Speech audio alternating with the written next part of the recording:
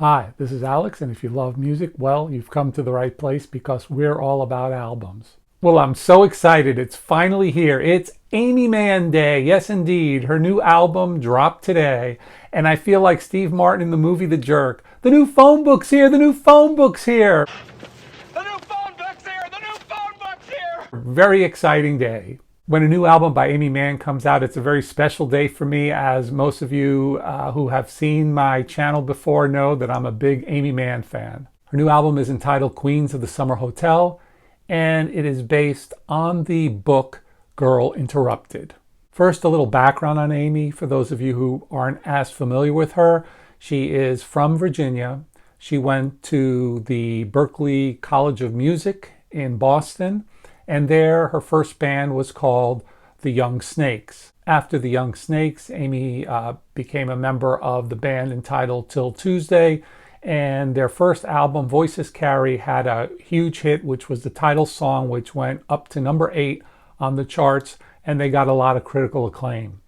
Till Tuesday had 2 more albums following it called Welcome Home and It's Different Now. Originally, the band was on Epic Records, and Aimee had a contract with them. And finally, Epic, which later was Geffen Records, released her from her contract.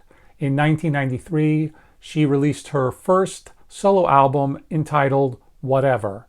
Following that, she had many excellent albums, including the 1995 album I'm With Stupid, the 2000 album Bachelor Number 2, which is my personal favorite, and a close second is the 2003 album Lost in Space.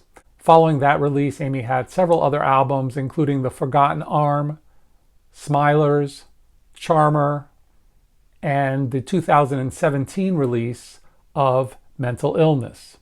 Aimee Mann is married to singer-songwriter Michael Penn, whose first album in 1989, March, had a huge hit entitled No Myth. And yes, Michael Penn is Sean Penn's brother. So let's talk about her album.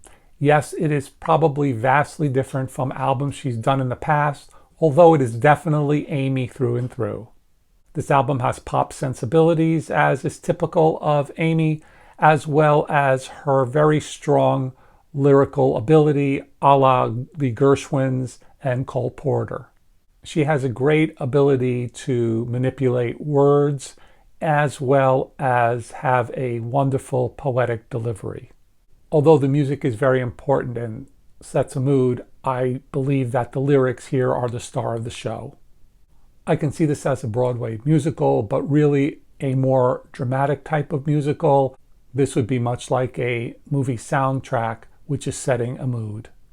Now, this album is somewhat different in that it is all acoustic and orchestrated.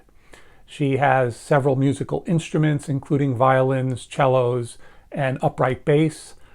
Most of these songs are probably composed on piano, as the piano is featured here on most of the songs. I do not think she composed them on the guitar as usual. It's possible she composed them on the bass. Remember, Aimee played bass in her days with Till Tuesday, much like another musician, McCartney, played with his original band. I've always felt that Aimee would have been very comfortable as being one of the original Beatles. I think this is a personal album, an album that you need to listen to alone. We are watching someone's life play out before us, and we are peering through a window.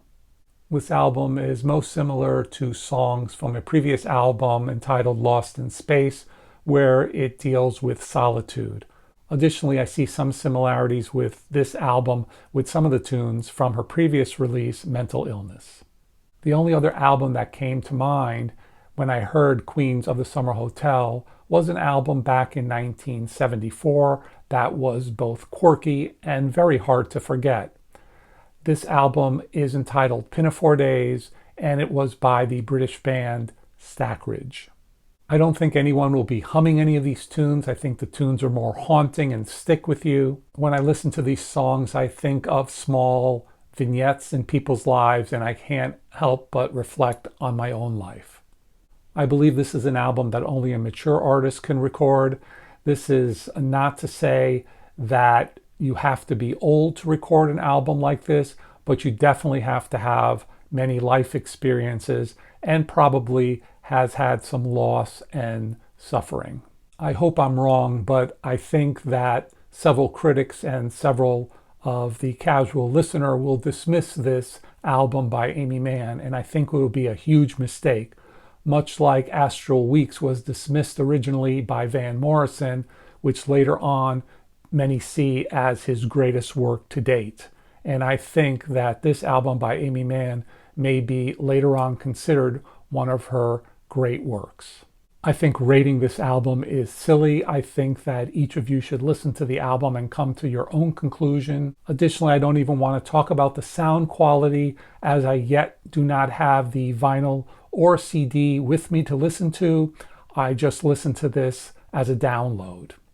Even though I'm not going to rate this album, I do give it the thumbs up. I do enjoy this album, and if you're an Aimee Mann fan, it's a definite must listen. As always, this is Alex on Aimee Mann Day. Thanks for listening. Have a great day. And remember, keep them spinning.